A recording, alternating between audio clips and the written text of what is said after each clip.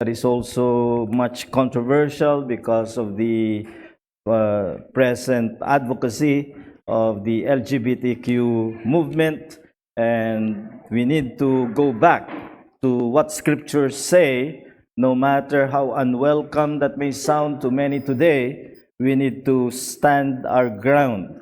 So we have been considering male and female as our main topic, which is, of course, a reference to how God has created mankind. When God created mankind, God created male and female, and that will always the case. And we are arguing that Christians should be in the forefront of this advocacy for a binary, that is a two kind of sexuality as God has made us. So by way of review, we based all our position on the subject or on the narrative of creation in the world.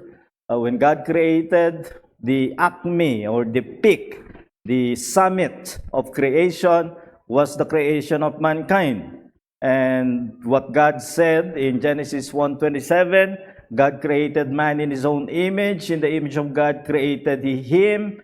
Then male and female created he them. That's the old translation. And what we see here is first the creation of man, because in the Genesis 2 account, we are given the more detailed narrative of how creation came to existence. The creation of the woman was subsequent, but it is already implied here. There was the man, then later male and female, but both are created in the image of God. That tells us two things. First, that male and female, this is the binary identity. By binary, we mean there are only two, and you are one of the two. There is no third sexual identity. It is only male and female, unlike in the present advocacy of the LGBTQ, and they now want the plus plus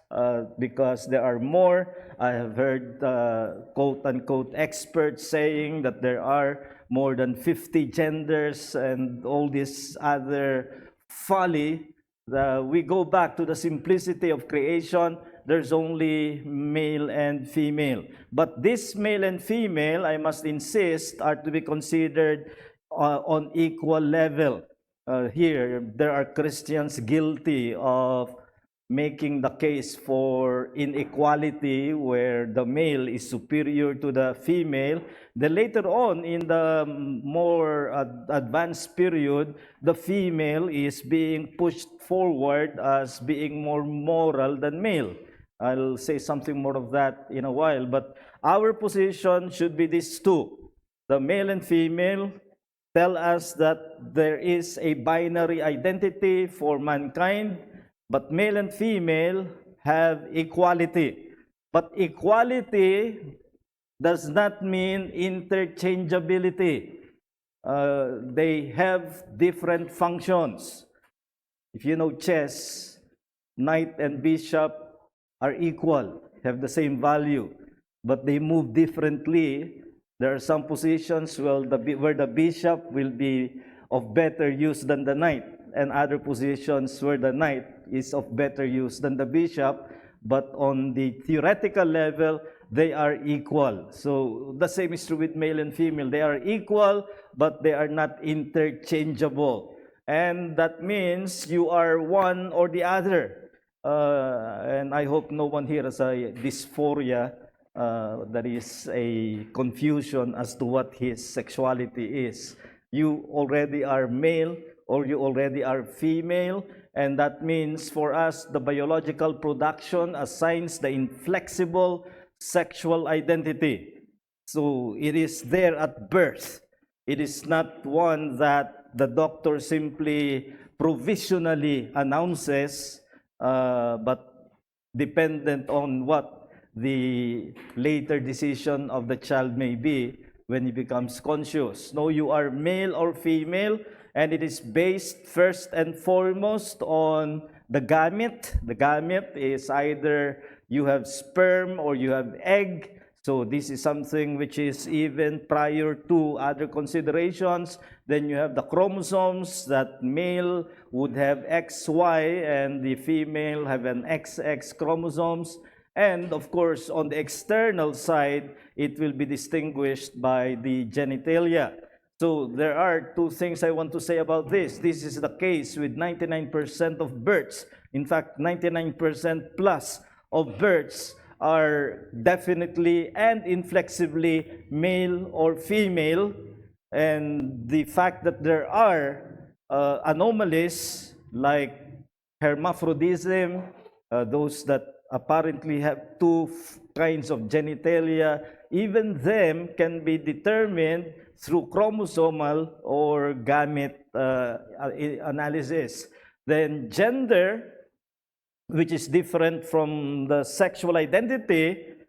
Gender is your personal and social identity, how you identify as. But it must align with one's biological sex.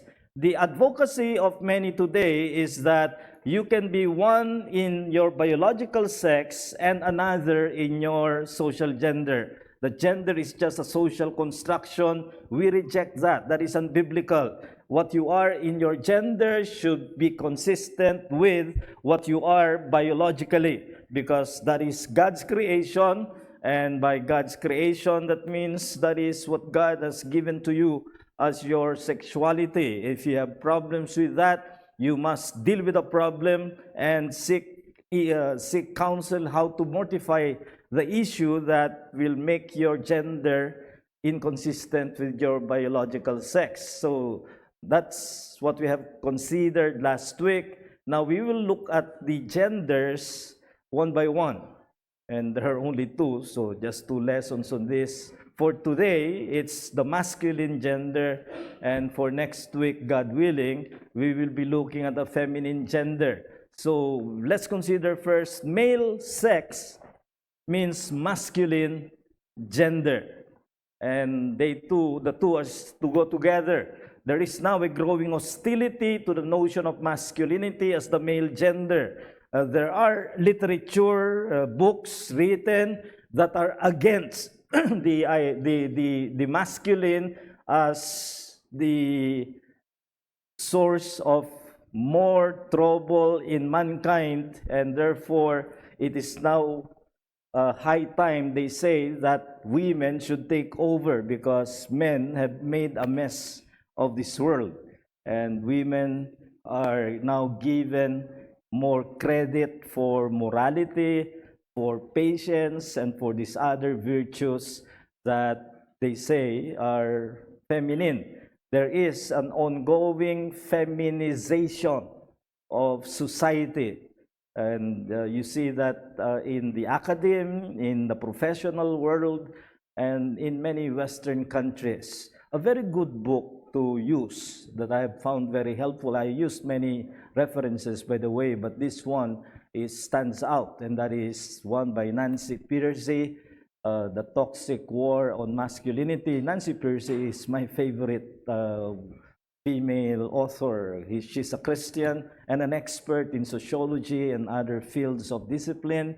And when she writes, she knows what she's talking about. And this is the best book on this issue, The Toxic War on Masculinity. It's subtitled How Christianity Reconciles the Sexes. Now, this is one thing that she said in observation. Few people are really claiming that all masculinity is toxic. Yet, the message men often hear is that there is something inherently defective in the male character. Many men today feel discouraged, devalued, and demoralized. So, ganyan ang epekto raw sa mga kalalakihan dahil sa sinasabi nila na ang kasaysayan ay puno ng mga bagay na na mga maling ginawa ng mga kalalakihan, dahil sa sila ang nasa liderato ay dapat na itong baguhin at ibigay sa mga kababaihan na mapatunayan na mas moral ang kanilang kalagayan. Well, this is of course advocated by many today explicitly, again in academe and other fields, and I want to challenge that. without condoning male abuses, there is a legitimate masculine gender. Did you know that the word in Latin for male is vir? You get the word viril, meaning manly, but you also get the word virtue, which is about character. Character was associated with men, and not in any way dismissing the character of women. They are good together in partnership because that is God's own evaluation. It is not good for man, the male, to be alone. See, he created woman in order for there to be a partnership. But to dismiss the man, the masculine, as making a mess of this world, so it's now time for women to take over, is going beyond the bounds. So I do not condone the reality that history is replete with abuses by the male, whether in leadership in a nation or society, or leadership in the home. That still happens today, abuses, but there is a legitimate masculine gender. Now, as to this masculine gender, there are actual, we begin with the premise that there are actual differences between male and female in sex and gender, without again defining gender by social mores and definition that can be just socially nuanced, but because male is different, and not only in terms of our appreciation of the biblical teaching, this is corroborated by science. In fact, I was at a loss which wants to include.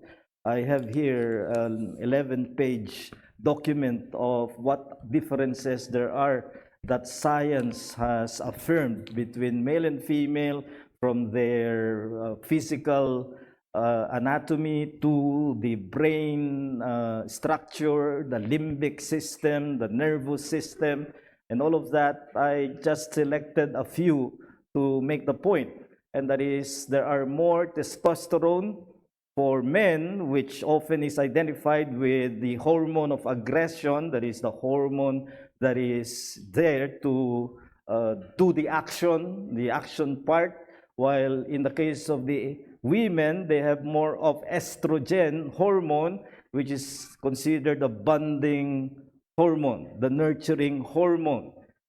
So this is something that will have a difference made on the way men and women are going to be made in terms of their responsibility. The sexual cycle is also undisputed between male, who have none.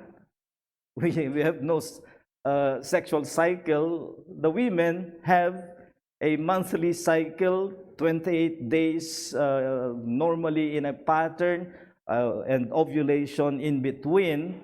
And that tells you that there are days when the women are fertile and days that they are not, in order that they be spent in something that is not just for impregnation, but for other roles that they have. Then there's also brain differences that have long been obvious between male and female. Again, as I've said, there are so many, I had to select one. Male brains are designed for quicker reaction because of the greater adrenaline and other hormones, also the different limbic system that they have in the hypothalamus and amygdala and other parts of the brain. They are quicker in their reaction and they're analytical in response. Now, this is in support of what their role is: protective, food hunting work.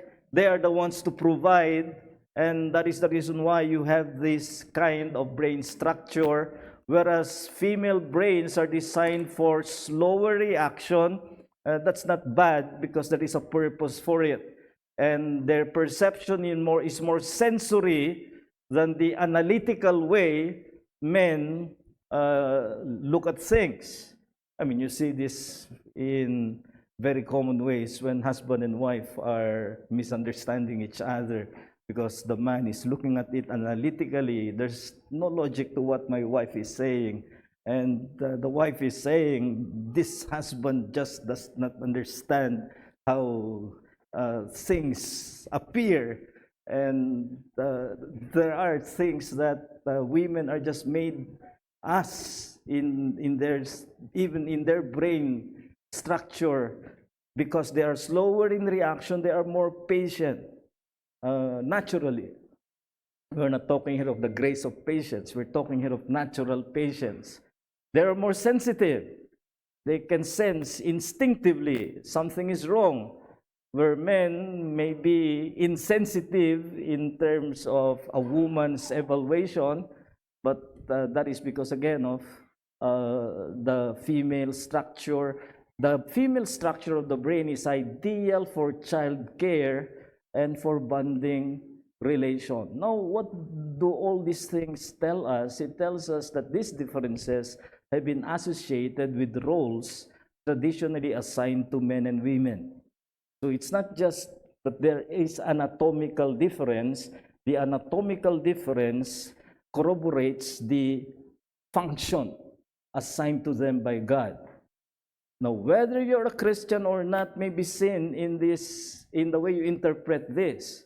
As a Christian, I believe that God has assigned the role of men and women, so He designed the physical, anatomical, and brain structure to be the way they are in men.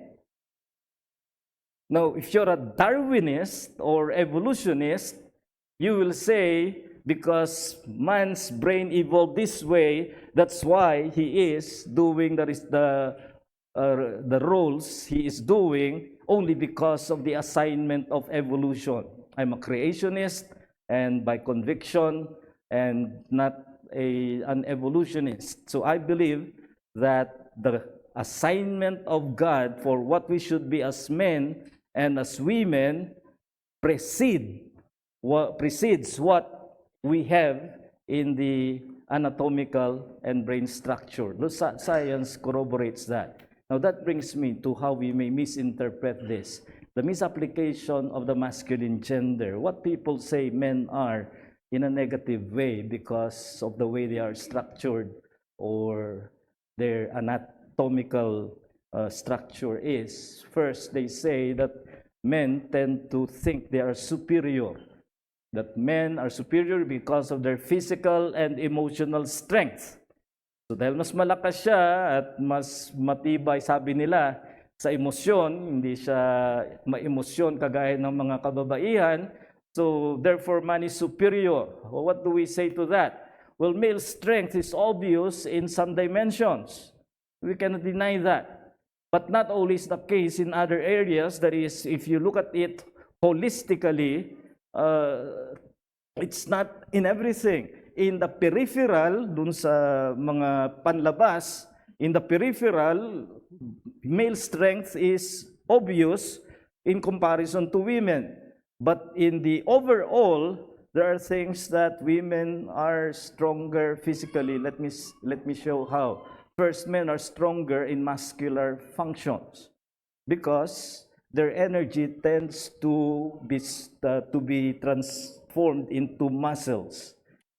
The women tend to have their energy transformed into fat. Now, don't take that negatively. It's here. You can read it. So they eat less.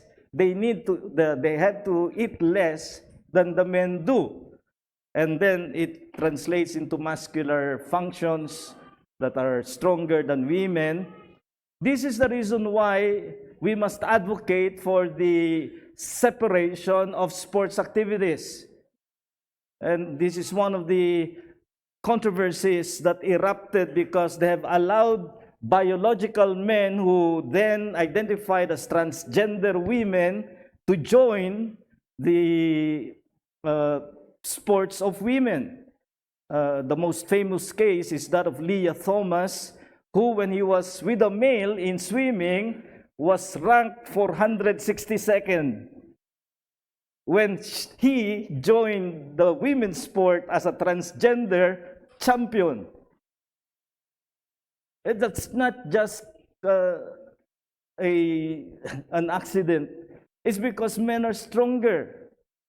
The American soccer team, which at one time became world champion, was matched with a high school male soccer team, and they lost by many points, meaning the female team. These are world champions, and yet they still lost to a high school soccer team. And I can tell you many more documented cases. It just shows that men are more muscular. Even in chess, there are so much more grandmasters who are male than female. And all world champions are male. That does not mean to say that men are more intelligent. No, that's not my point. It's because chess is an analytical game, and men are more constructed, so to speak, to be analytical than women. Perhaps if the competition is color perception, men will lose. But in chess, it doesn't look that way. So I advocate separate sports for the sake of women, because they train hard only to lose to transgender women who are not true women but biological men.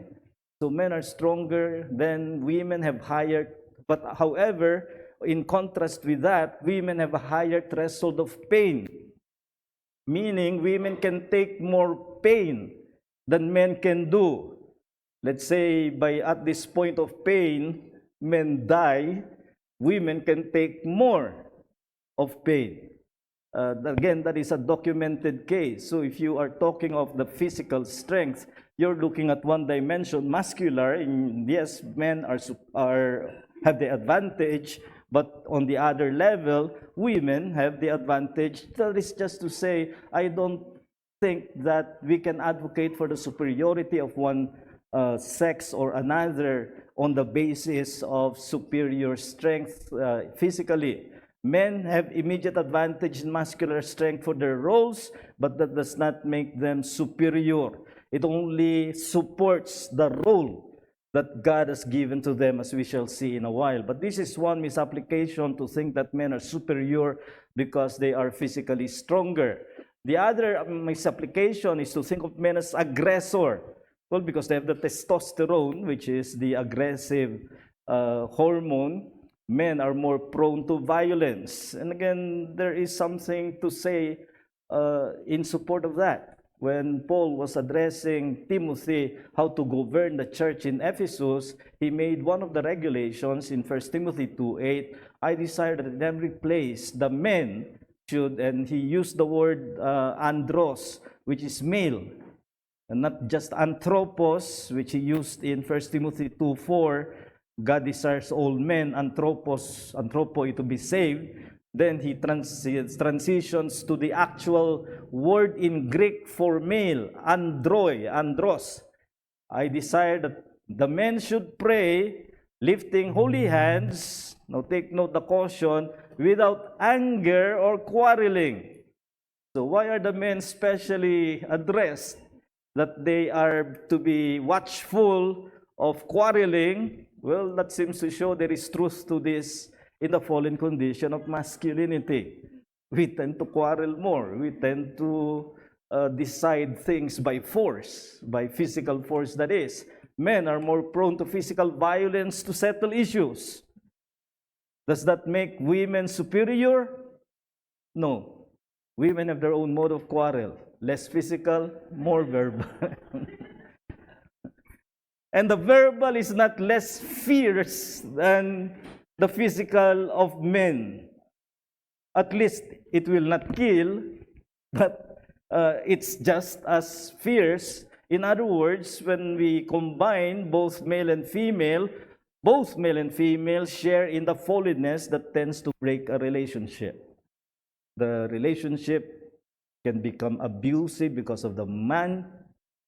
The relationship can also be toxic because of the woman's perhaps nagging, and etc. So it's not a right application to say the aggression is just on the side of the men.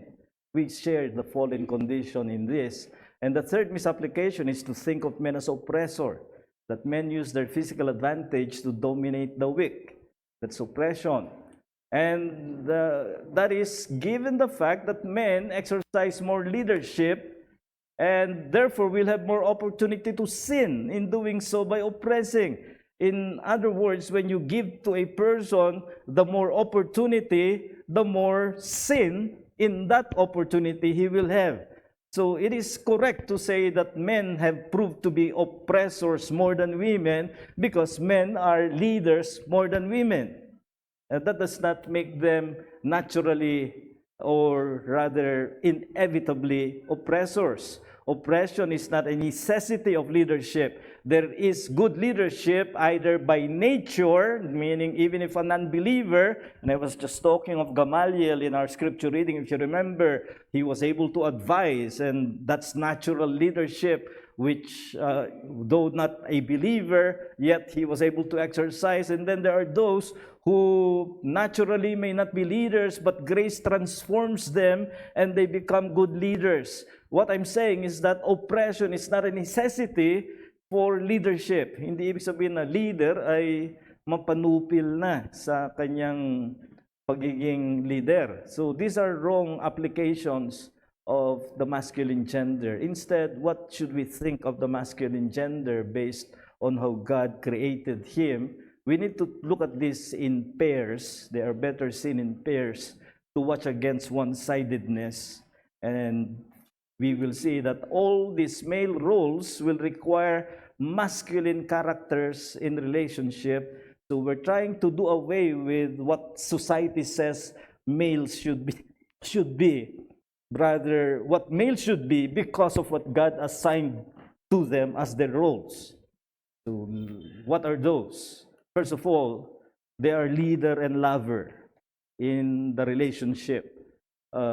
Ephesians 5:22 to 33, where do you hear this most often? During weddings. And during weddings, this is the scripture reading of choice, not accidentally, because it does say what the man should be, what the woman should be in the relationship. So for the man, he is to lead. But just to lead without love tends to despotism. Magiging mapanupil siya kung gusto lang niyang maging leader, pero wala siyang pagmamahal. And I've seen men who are control freaks towards their wives.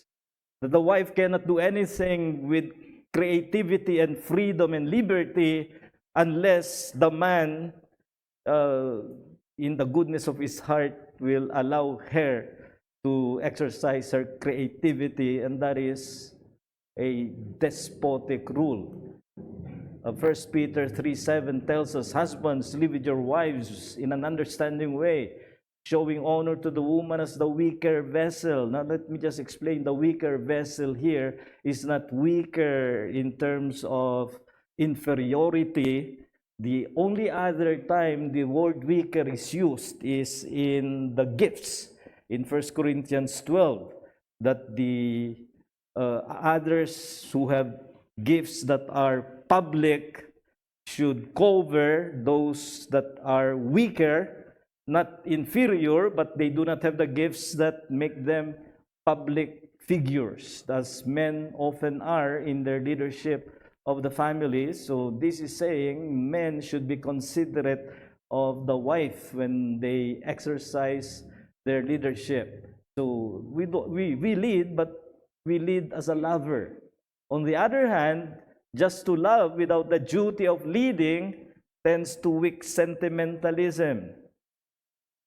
So, yung sinasabi niyang siya ang leader ng isang bahayan, at ang kanyang sinasabi ay, when I say yes, it's because my wife say yes. When I say no, it's because my wife says no. So, my yes and no rule. Hindi ganun, kundi leader means you lead, take the lead. Now, this has something to do for the young people here. A good masculine character will balance leadership and love. This is a matter for you to consider. You are not to consider, have I found my prince charming? Because the way he smiles makes my heart stop beating. Well, you might die if it doesn't beat, but the better consideration is, if you're a woman, can this man lead me? And if you're a man, can I lead this woman?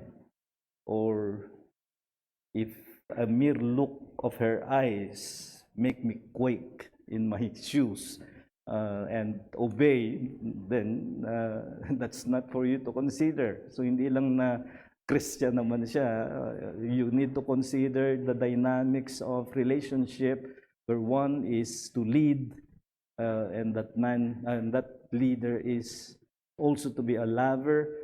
The next pair is provider and protector.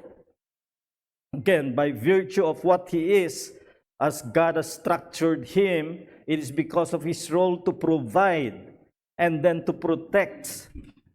1 Timothy 5:8 says, if anyone does not provide for his own, especially for those of his own household, he has denied the faith and is worse than an unbeliever. So matindi ang mga salita dyan ni Pablo, pero pinapakita na yan ang trabaho ng lalaki, ang mag-provide, mag-protect sa kanyang sangbahayan. Provision is a prominent exercise of man's loving leadership. You are not a leader if you are not a provider. That's simply put. There are, of course, circumstances that are not within your control. Let's say you get laid off from your job, and for a while, the woman is the breadwinner. But that should always be temporary. The ideal situation is for the man to be the provider. So siya ang, kung leader siya, dapat siya ang mag-provide. And this requires responsible livelihood to give provision. And for the other part, man's advantage in strength in terms of the muscular and the peripheral, he must protect from threats. Hindi yung may threat, magtatago siya sa likod ng asawa niya. Harapin mo yan. Protect means you're the man, you stand for your wife, for your family, for in the case of the church, is the men who stand in defense of the church, protect. So reversal of roles cannot be justified by pragmatism. You cannot say, my wife earns more, so the man then prefers to be the house husband and the wife becomes the earner of the house. Again, there are temporary situations. There are situations where it is not under the control of the circumstances. But again, we look for the ideal where the man should be the provider and not to be settled by pragmatism. This is part of consideration for potential partner in relation. Again, the man should consider, can I provide? Whenever I am invited to be the officiant in a wedding, one question that I ask before I accept any invitation is, can you live by yourselves apart from your family? And can you, the man, provide for your potential wife? If you cannot, find someone else. I will not violate the scripture to officiate a wedding where the man cannot be the leader of that relationship. So you need to consider that. And then the final pair is discipler and defender. This is now particularly for Christians in terms of spiritual instruction. And there are so many texts that put to the father the responsibility to instruct the family. And the 1 Thessalonians 2:11 and 12, Paul uses the figure of the father in his own instruction. For you know how like a father to his children. And what does a father do to his children? We exhorted each one of you and encouraged you and charged you. So he uses words of instruction. And this is going to be about spiritual leadership, which often takes the form of instruction. It is the father's work. It is the man's work to lead the household in the instruction. And we should have family worship where the man leads both in the worship and instruction. And this will be counterculture to a society characterized by withdrawal of the man from the domestic duty of teaching. They think teaching is for mom and not for dad, and that is wrong. The mom is going to be on the ground and will have a lot of space and time for instruction, but the household should understand that the head of the household in instruction is the man. Again, that is something which makes us search ourselves spiritually. Men must know how to instruct and defend from falsehood.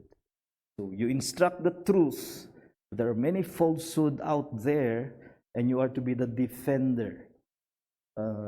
Yung inawit natin kanina, ye that are men, you who are men, now serve him against unnumbered foes. It's the man's task. Against unnumbered foes of the truth. You have to tell your family. You have to warn your family. And that is biblical masculinity.